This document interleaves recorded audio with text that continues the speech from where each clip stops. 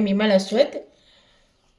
If 0.6 of a number is equal to 0.08 of another number, then the ratio of the numbers will be. So if 0.6 of a number, that is, I'll take that number as x, let it be x.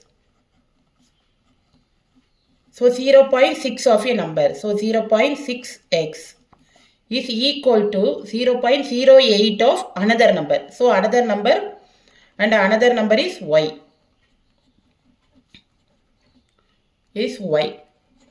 So this is given 0.08 of another number, 0.08y is equal. Therefore, 0.6x equal to 0.08y. Then the ratio of the numbers. So what is the ratio of the number? That is x is to y. So to find x is to y, we have to find x by y.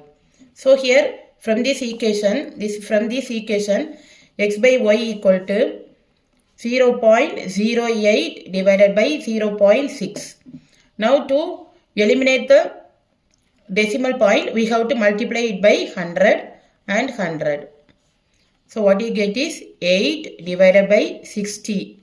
So simplify, it is 4, then 30, then 2, 50. So 2 by 50. Now x is to y equal to 2 is to 50.